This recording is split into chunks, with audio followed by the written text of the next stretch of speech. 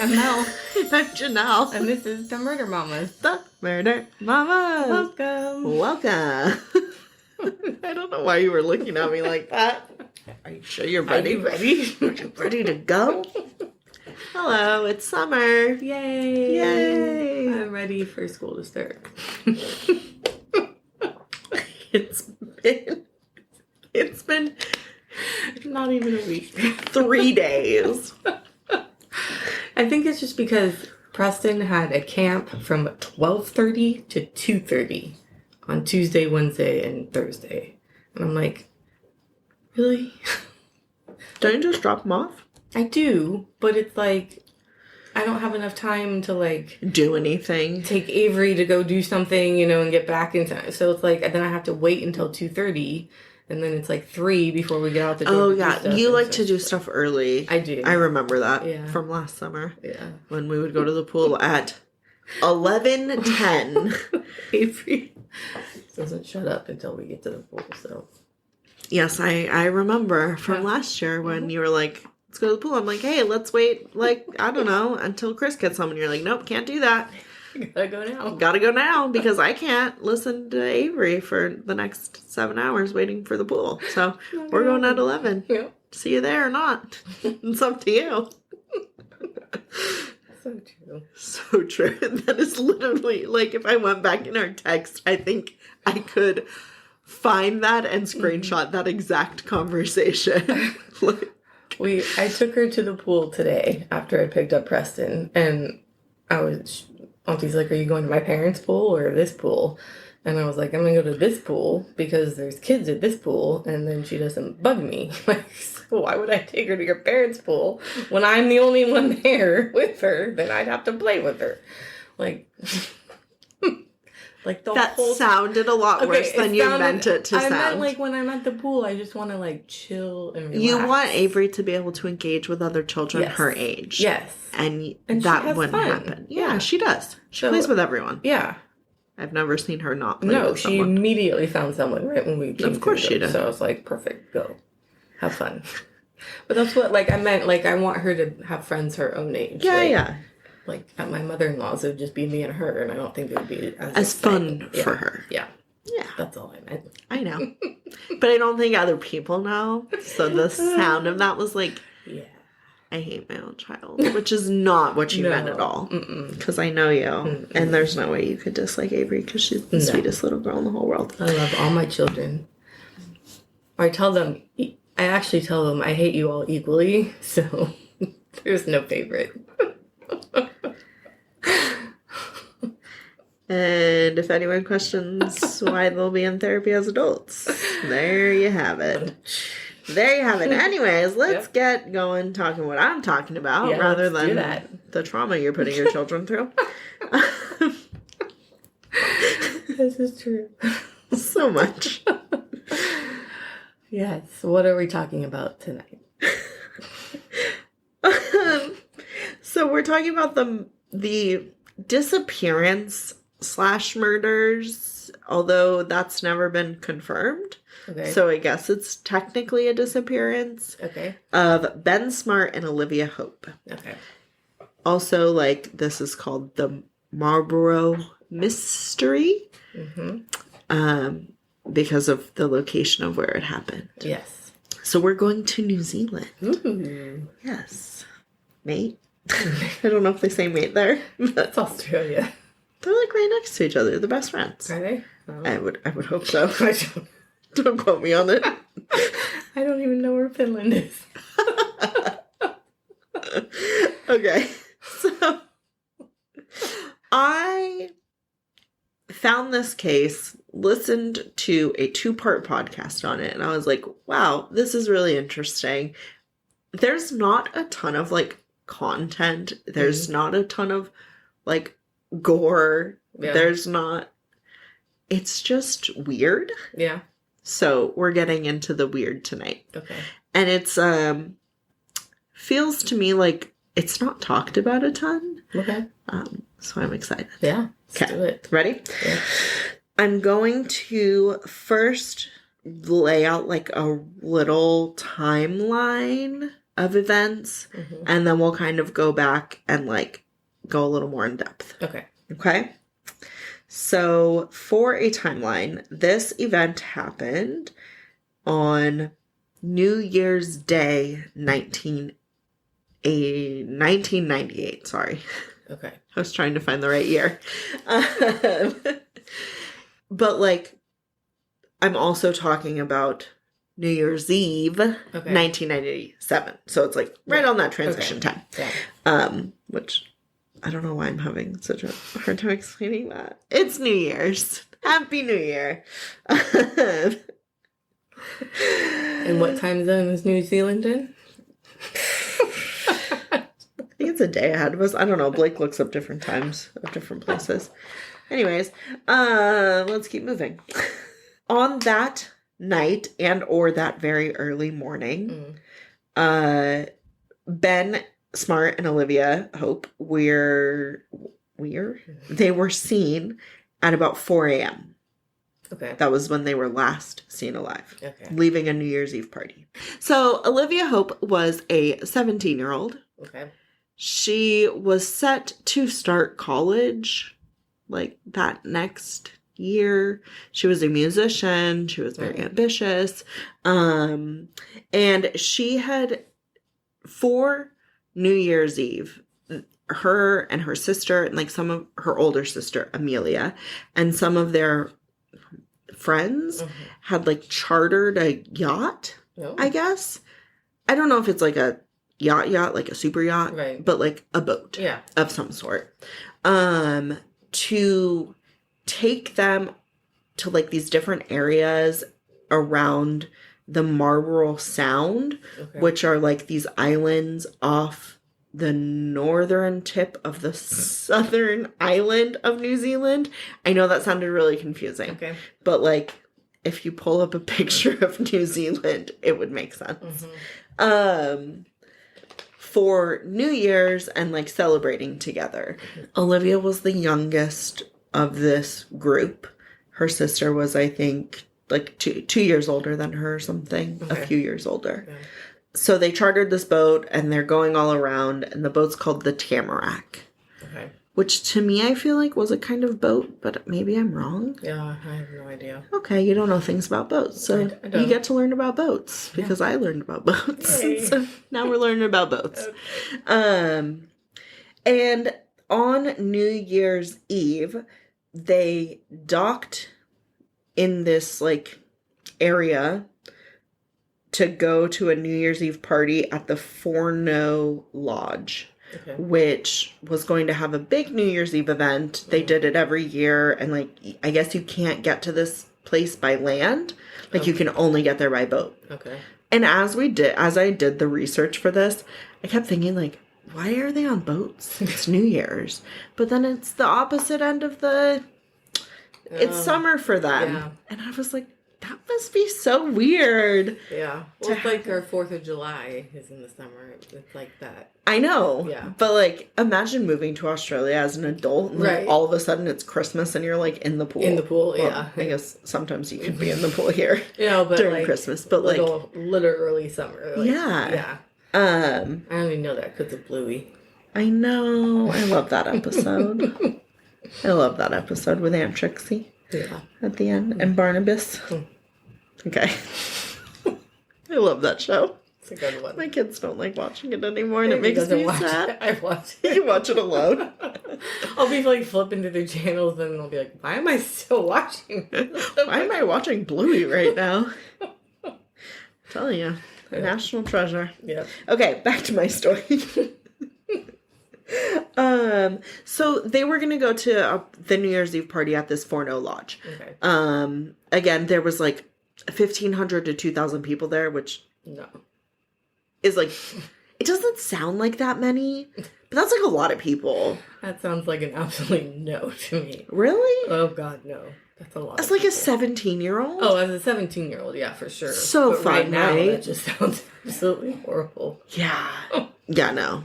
No, thank you. But as a 17-year-old, this sounds really fun. Yeah, that was fun. So they're going to the Forno Lodge. While she's there, she kind of like gets separated from her sister and the other friends, but she runs into a like family friend of theirs. Okay. And they spend some time together and they have a few drinks and nothing like bad or weird happens. Mm-hmm. She had been like working for this person's dad. Okay. And it was like a man who was a little bit older than her. And then they went back to the party and then she found that like Ben Smart was there and her and Ben Smart were friendly. Ben Smart was a 21-year-old. Okay. But something I read said that they had been like hookup buddies. Like that seems like a big age gap. Yeah. To me. I don't know what the age of consent is there. I don't either. I didn't look into it. Maybe I should have, but like that just seemed like a little bit of a it's a month. Yeah. That's but like still high school and then versus you can drink now. But she was starting like university. Yeah. So I didn't make any judgments because I didn't. That's true. I didn't look into it. Okay. So they knew each other previously, obviously. So when she found out that Ben was going to be at the Forno Lodge, she like got excited and she was like, okay, let me find Ben. And they like drank and partied together, but they didn't meet up until shortly after midnight. So they weren't together at midnight. Okay. And then like more, people kept partying and more people were leaving that Forno Lodge, but they had to take like these water taxis to get to the boats that they had like docked and like tied together. Mm-hmm. It all seems like it's a lot of work. Yeah, so much effort. It's a lot. So Ben and Olivia took a water taxi together back to the Tamarack, which was the boat that they had chartered. Mm-hmm. And they get there and like a bunch of people are also there. On the boat? Yes. Okay. Like all of their other friends had like brought people back with them. So there was nowhere for Olivia to sleep. Okay. Which is kind of shitty because like she paid to charter that boat. Yeah. So some things I listened to said and like read said that she was like a little bit miffed about that and was like, I would be. Like, I paid to be on this boat. Like, Can you kick someone out of a bed so I can at least sleep? Right. Like it's 2:30 in the morning, like 3 a.m. after drinking most of the day. For Ben, he had been drunk apparently the entire day. Yeah. So that's like a lot. And as a former party girl, I know the feel of like, get the fuck out of my way. Right. I just want to lay down. Yep. So I get it. Yeah. The other the other people on the chartered boat who are her older sister's friends, right? They're not her friends. Right. They're like, well, then he shouldn't sleep here either. He didn't pay for it. Right. So she's like, oh, fuck. Okay. So then they're going to try and find a water taxi to take them back to the Forno Lodge to stay there or at some other places around there, I guess. Right. And as they're trying to leave the Tamarack, her sister is coming in with someone on a water taxi that's manned by a person named Guy Wallace. And he is going to be an important player as the story continues. Okay. So he worked at the Forno Lodge as like a bartender, but he had also, there like weren't enough water taxis or they had like waited a long time for another one. Mm-hmm. And so he was like, fine, like I'll just do it for you guys. So he had, when he got to the Tamarack, he had a person that nobody knew, a complete stranger on the boat. He had Amelia and then, which is her older sister. Mm-hmm. And then the other, like the guy that Amelia was with and another couple. Okay. So 5 people. Okay. Amelia and the guy get off at the Tamarack and Olivia and Ben get on this water taxi. Okay. And they're talking to Guy. 10 out of 10, the worst name for a person, like for a guy. I agree. Sorry to all the people named Guy. So they're talking to him and they're like, we're just looking for somewhere to sleep tonight. Like, do you think there's any way that there's like lodging at anywhere we can find? And he's like, at 4 a.m. at like 3:30 a.m. on New Year's Eve. Like, nah, you're out of luck, mate. Like, that's not going to happen. Mm-hmm.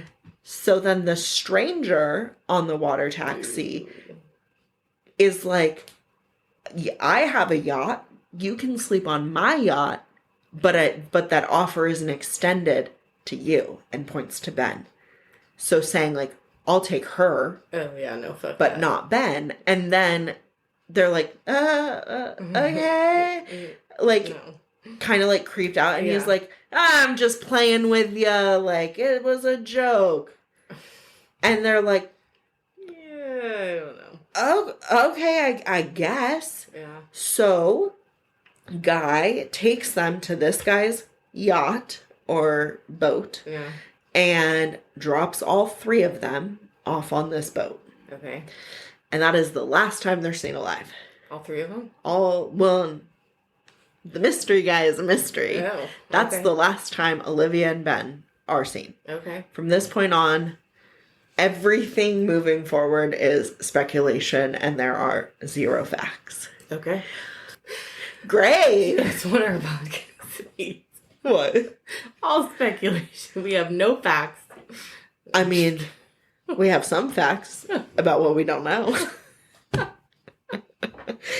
I mean, there's like some stuff. Yeah. So, I listened to this podcast of like, it was like a New Zealand podcast of like crimes in New Zealand. Mm-hmm. And it talked to one of the journalists who worked at like the Marlborough Gazette or something. Yeah. And he was the one who covered this for that magazine or newspaper. Mm. It is so weird to think that newspapers were a thing. Like, I remember when we used to get the paper every day, and like my kids don't know what a newspaper is. No. A newspaper doesn't exist anymore. No. And that is so weird to me. It is weird. So this guy was in charge. I used to flick the paper while my parents were reading. They're pissed off.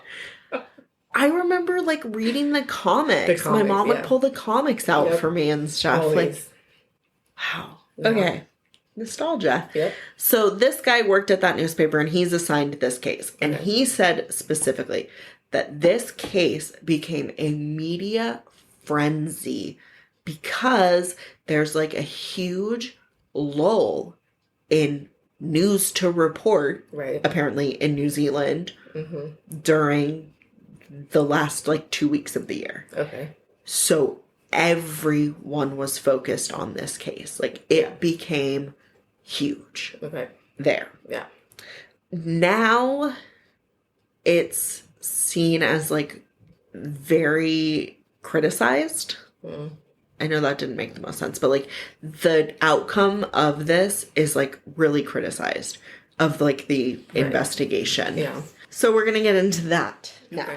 Okay. So there's a 5-month investigation that happens after their disappearance. But initially,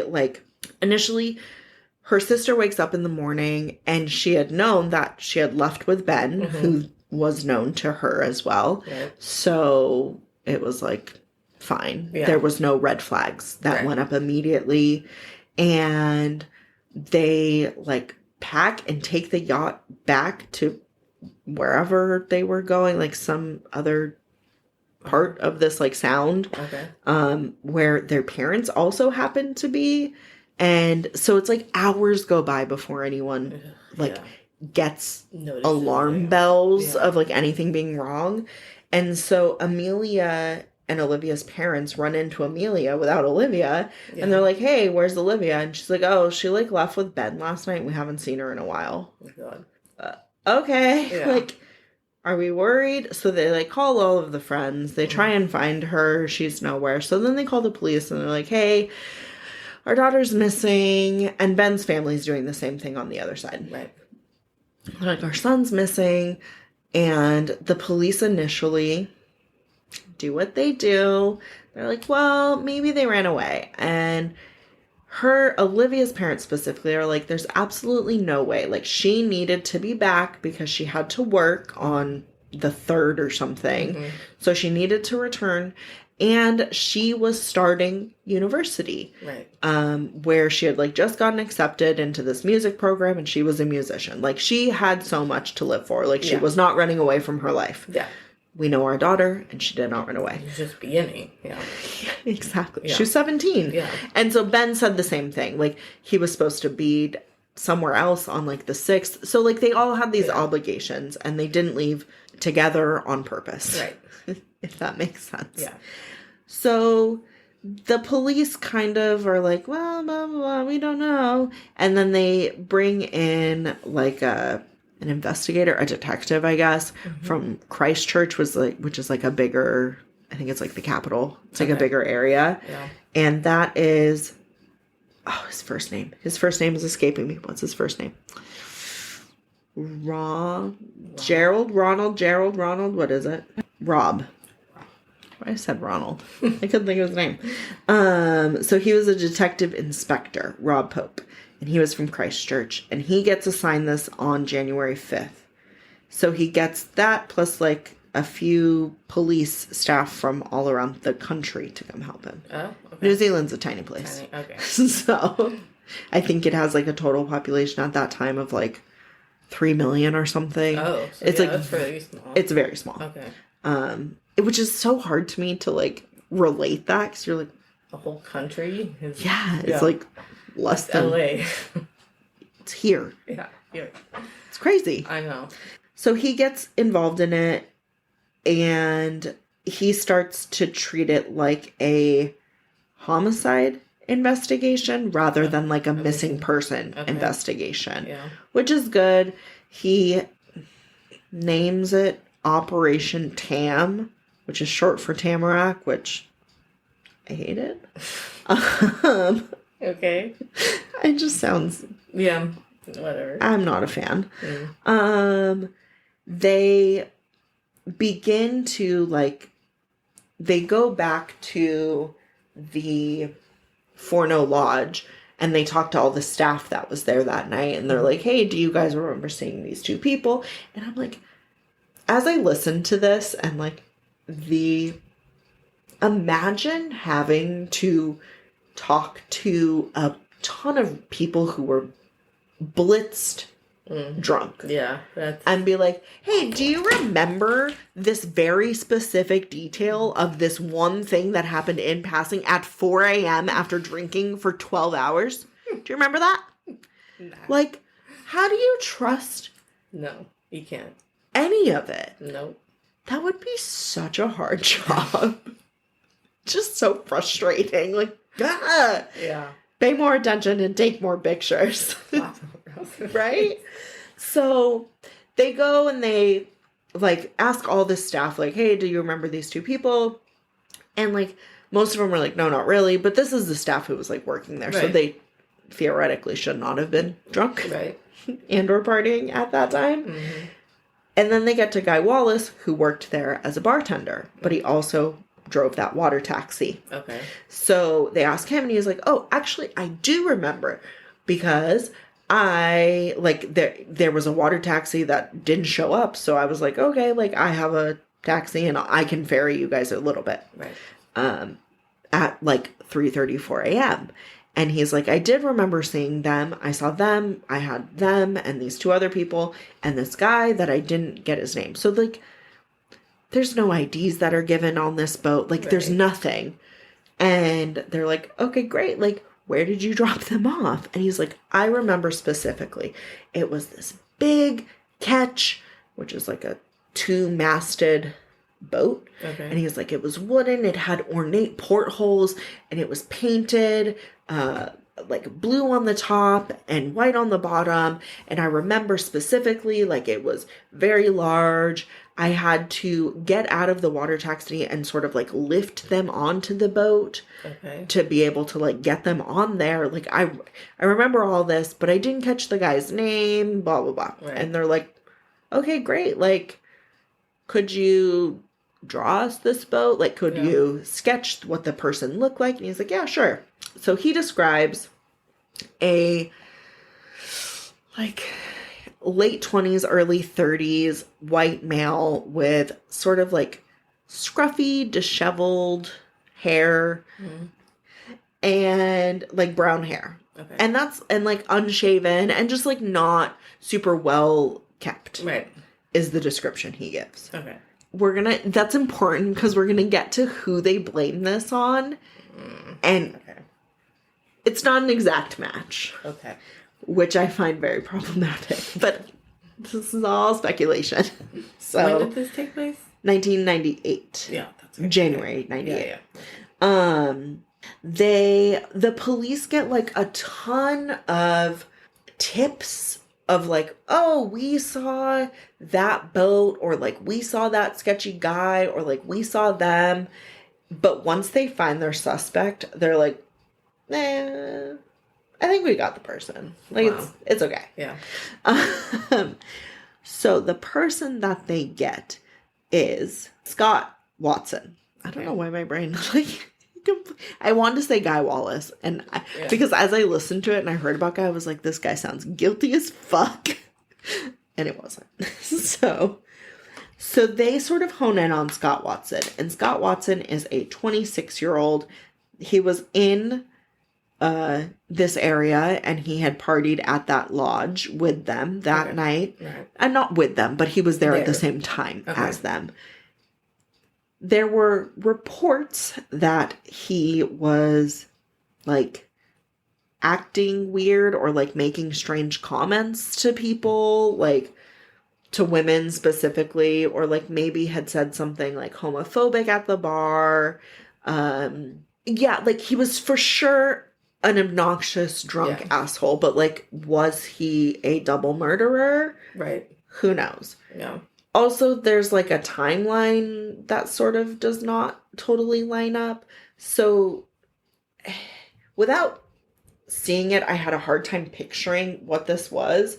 But someone said that they were like tethered to his boat, like next to his boat. They were like docked together, I guess. Okay. And so he had like hopped over these boats and was like trying to get these people to like wake up and continue partying with him, which they thought was around 2 to 2:30 a.m. Okay. But the last time they were seen was 4 a.m. Okay. So he says like, I was in my boat like asleep. Right. And his boat is his house. And his boat is named Blade.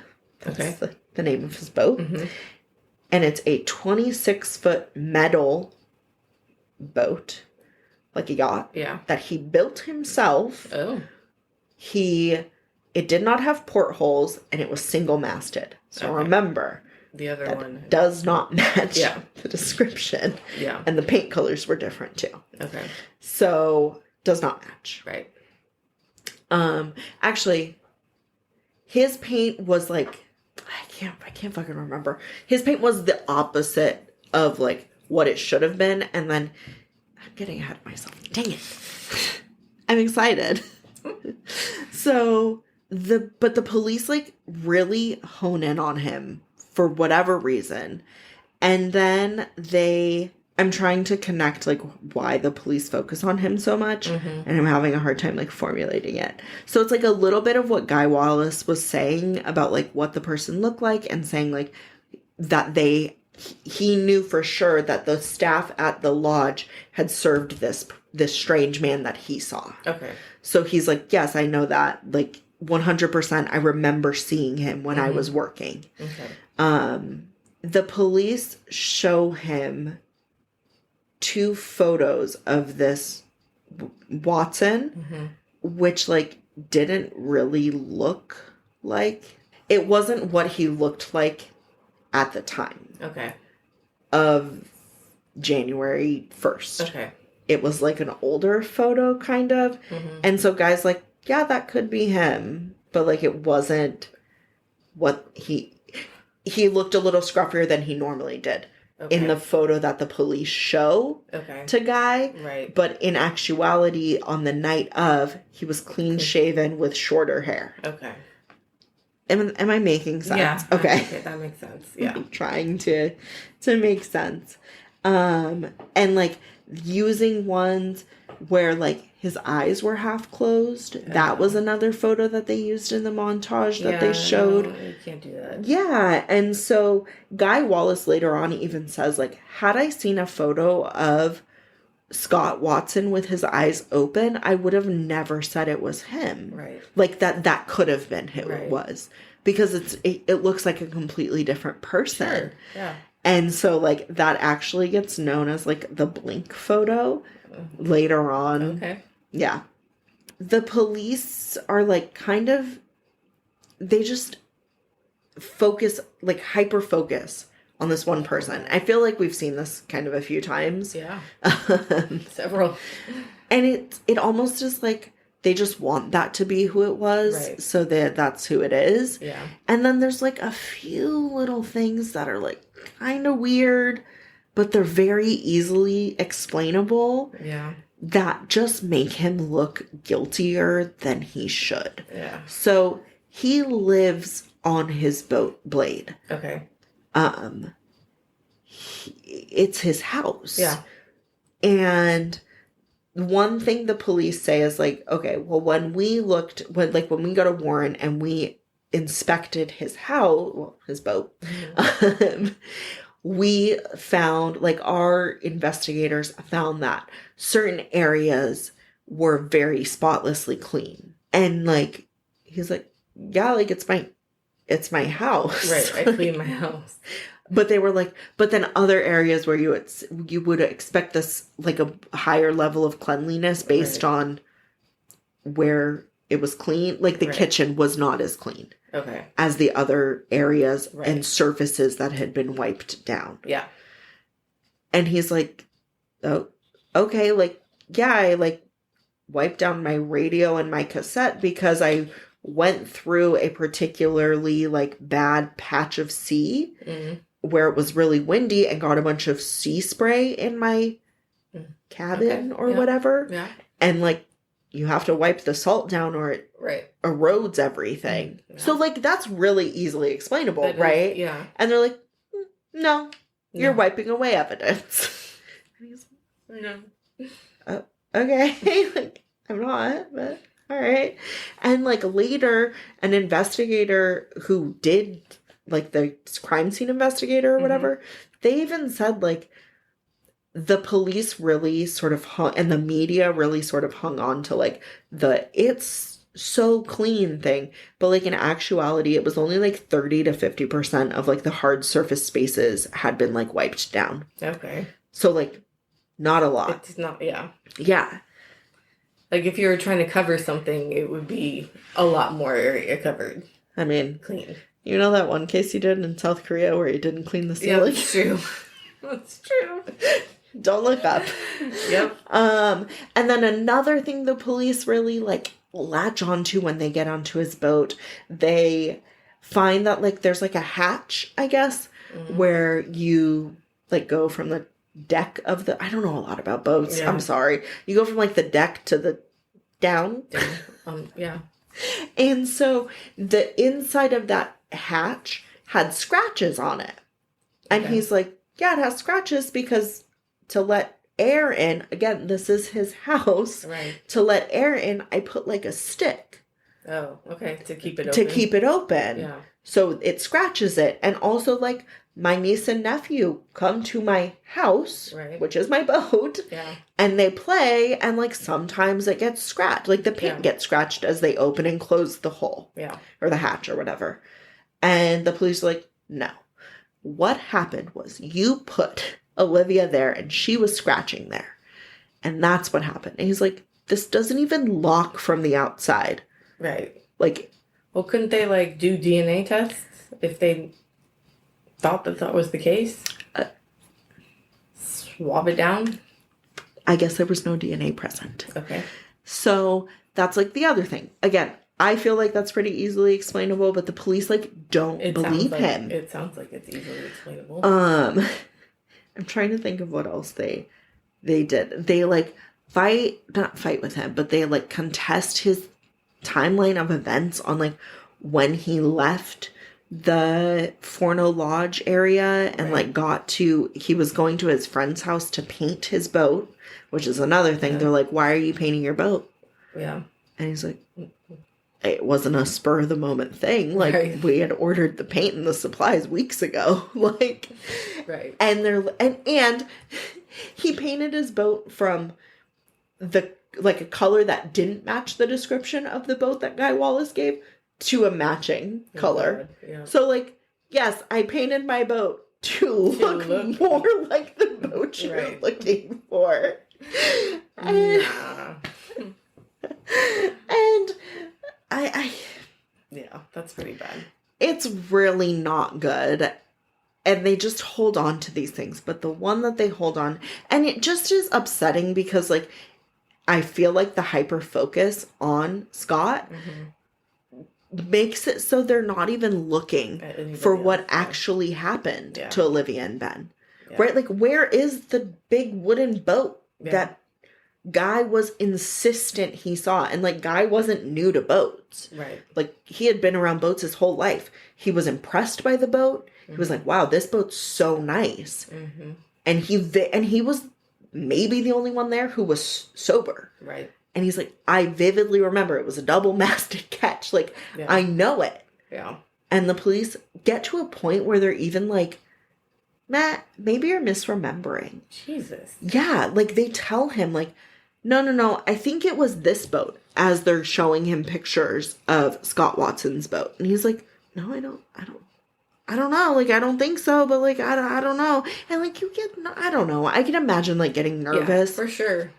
So Scott goes and he, like, paints his boat the other color.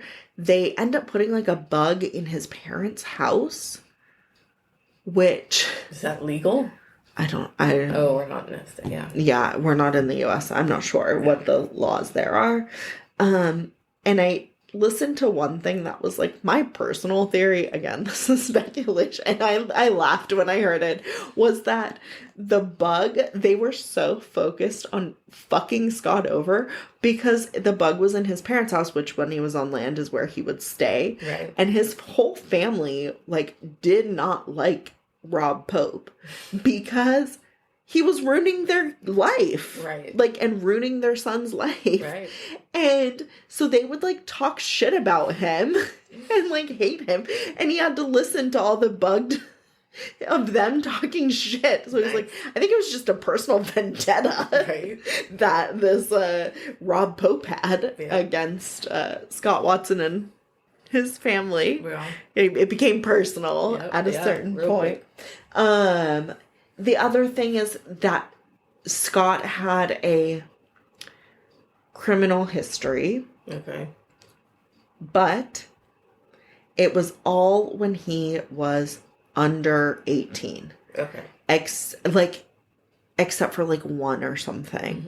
And most of them were, like, possession of marijuana and, like, nothing super violent. Yeah. I don't know every single charge. It was, like, a lot of charges for, like, random things. But, like, he had not had anything new on his record for many, many years at the time of their disappearance. Okay. So, but the police, like, give that to the media. They're like, this person has a criminal history. Sure. Regardless. So that's all of this stuff on him, which is not much. Yeah. And then there's this blanket. They take a blanket from Scott's bed into evidence. And there's so much evidence that they take, air quotes, evidence.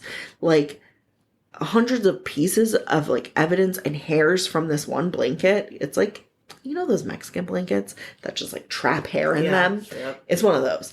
I love them. But there's so much hair in it. So there's, like, 400 something hair samples. Oh, Jesus. Okay. And at first, it's analyzed, and none of it's a match to Olivia. Okay. First of all, none of it. Wow. And then it's analyzed a second time, and there's 2 of Olivia's hairs. Okay. So, like... Was it done by the same person, or is this... Yeah, it's, like, the same lab, I guess. Okay. But Olivia's family had given like her hairbrush or whatever to Mhm. get like DNA sample from her hair. However, the lab didn't count how many hair samples were given Mhm. in the sample, how many strands, I guess, were Right. given in the sample. So what was presumed was that during the second analysis, there was like a slit or something in the bottom of the evidence bag, like the Mhm. sample bag, and the hairs got loose from that slit. Yeah. Okay. And so that's how they became part of the blanket Right. evidence. Okay.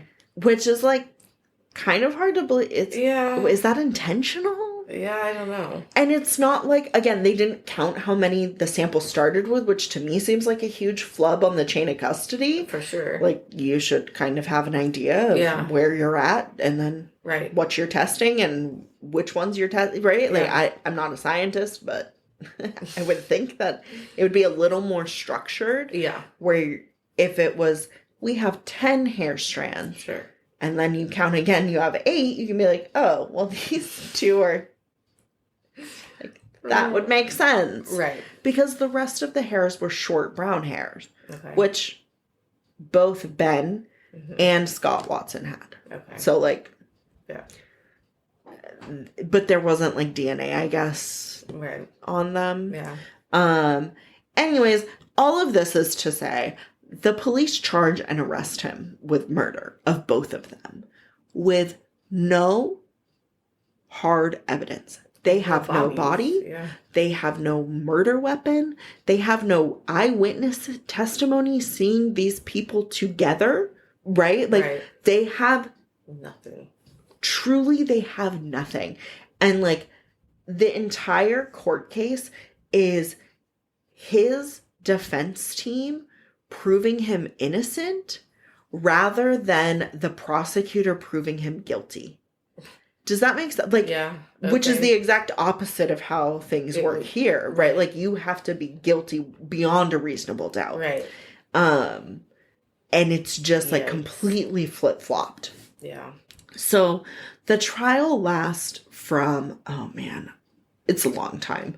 It's like June to September of 1999. Okay. So at the trial, Guy Wallace gives his testimony where he says, like, this is the boat, but he's, like, agreeing that it was this guy's boat.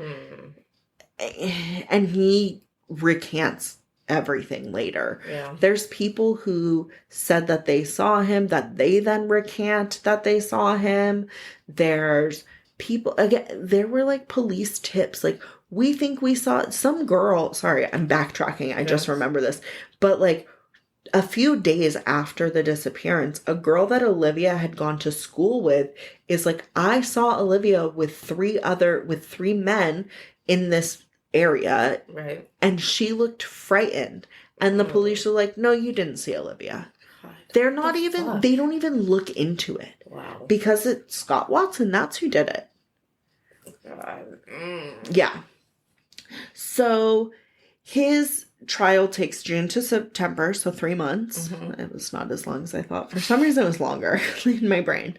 The jury deliberates for 22 hours, and they find him guilty. Jeez. So it's really upsetting, actually. Yeah. So he gets sentenced to life with the possibility of parole after 17 years. Okay. So he immediately starts an appeal. Right. And he's like, no, like, the police, no, like, this is not true. Yeah. Wallace, like I said, Wallace comes out and he's like, the police misled me based on the photos they showed me to make it more closely match, like, what I said I saw. And that he felt really guilty and bad that he contributed to, like, this injustice against Scott Watson. He says it a lot of times, actually. It's just upsetting. And, like, there's another person who was the bar manager at the Forno Lodge who says that she also identified Watson based on that blink picture by police. And then later, after the fact, is shown a photo of him clean shaven the night of New Year's, and she recants his statement, and she like signs an affidavit saying that she misidentified him, which like that's fucked up that they would use a picture that was so old. Also, Guy Wallace says that he felt like a lot of pressure from police and the media to be like their star witness.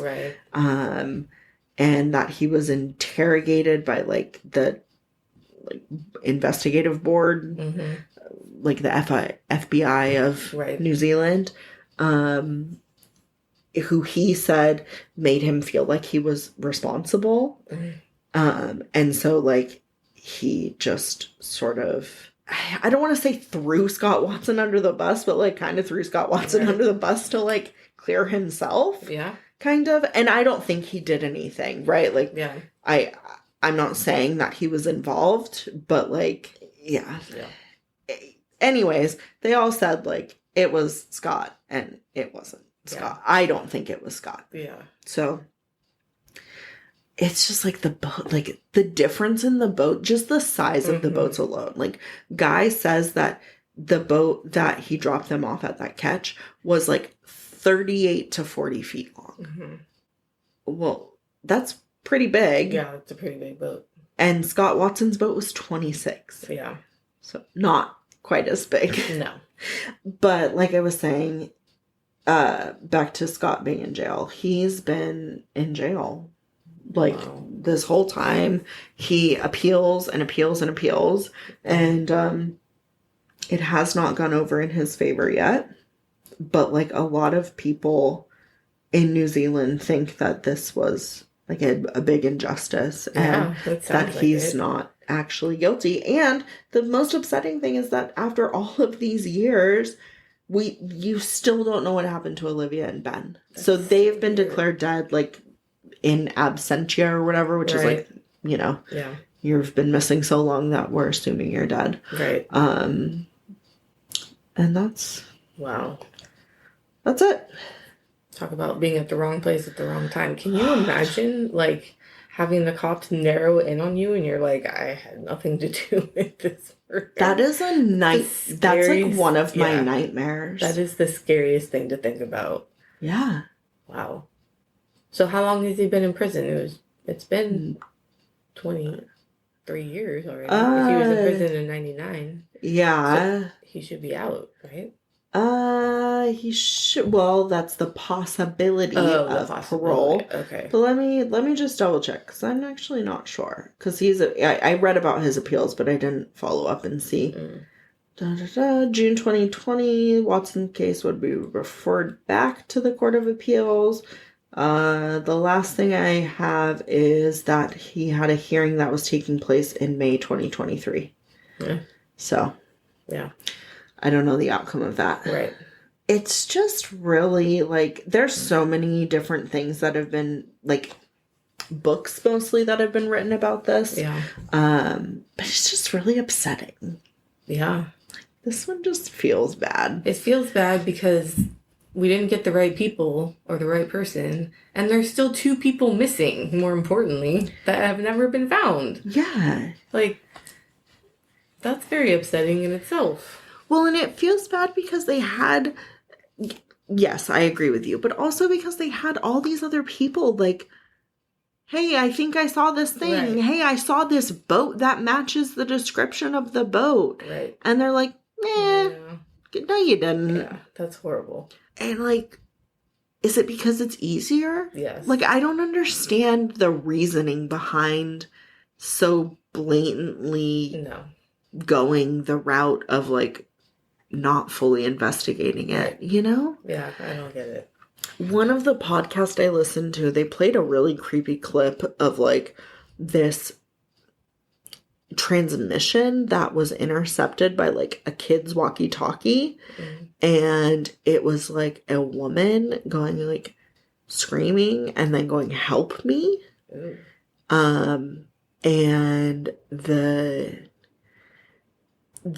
police, they like reported it to the police saying like maybe it was like, you know how sometimes with like a walkie-talkie you can get it on a different signal, and so the police thought maybe that this walkie-talkie had picked up like the boat signal, and that Olivia was trying to like use the radio, which conveniently had been wiped down and cleaned by Scott Watson. To like communicate. So that was like another thing. But then they did more research and found that like the manufacturer of the walkie-talkie was like, there's absolutely no way that this would ever connect to a boat like a radio. Yeah. That's not possible. Okay. But I thought that was... Yeah, that's interesting. Also, who was screaming on that? Yeah. Why? I have a few questions. Can we find that out too? Is there another case you guys need to be investigating as well? But that's kind of where this one ends. There's no true closure for either of the victims' families. That sucks. And you have someone who probably didn't commit this, who spent so many years of their life behind bars. It's really shitty. Oh, I did want to mention real quick before we cut it that there were like some jailhouse informants that said that he had committed confessed to the murders to them. But then like when you actually ask like what did he say, it's not really a confession. Like it's pretty vague. So like one of the guys is like, "Are the ghosts of those people haunting you?" And he goes, "Yeah." But like that's it. Yeah, no, like that's not a... That to me, that's not a confession. No, that's not a confession. That's certainly not a confession enough to like put someone in prison for life. God, no. Right? Like that's horrible. Yeah, and trying to think if there's... I think that's it. It's really sad. Sad. This one bothered me just because there's like it's like solved but unsolved. I feel like there's so many questions, and I wonder what'll come of his hearing. That's happening now. I would like to see the DNA retested. Right? Like well, I guess there's no point in getting it retested. Like it was confirmed to... The wording they used for like how the DNA matched was really strange. It was like there's like 1/80,000th% chance. I was like, I don't understand anything you're saying. Is it hers or not? Like, I need you to dumb this down for me because your girl is slow. Do numbers. But basically, like that it would that there was no chance it was anyone else in New Zealand, any other woman in New Zealand's hair, which I thought was a weird distinction. Like, how are you pulling that it's a male or female DNA from a strand of hair? Yeah, I don't know. I don't know. Who knows? But basically it was her hair. But, like, I don't know. Just, I feel like there's so many injustices down the line for all three of them. Yeah, that's really shitty. Yeah. So I'm interested to see if anything comes of his most recent appeal. And I had never heard of this one before. No, I haven't either. Which I thought was interesting. It was like a huge deal there. And I do want to quickly add that as I watched a YouTube video, I read through the comments because that's one of my favorite things to do. And someone said in a YouTube comment that their dad was fishing in the Marlborough Sounds shortly after this incident and or some other time. They weren't very specific. It's a YouTube comment, so don't believe any of this. But they said that their dad was fishing and they pulled up a watch that was monogrammed on the inside, like engraved, that's the word I'm looking for, with the initials BS. Ben Smart. Wow. And that their dad called the police and said, "I found this watch in this area where these people went missing and the initials match the man's and it's a man's watch." And the police said, "Meh, no thanks." God. Wow. Yeah. But again, this is a YouTube comment. So I would take this with a gritty grain of salt because I don't believe it, but I thought it was interesting. So now you get to hear it too. Yay. That's it. Okay. Bye. Thanks for listening. You can find us on Instagram at The Murder Mamas, Facebook, The M Mamas, Twitter, The Murder Mamas, email, themurdermamas@gmail.com. and if you like us and are happy with our content, please leave us a review and a 5-star rating. We would appreciate it. Bye. Bye.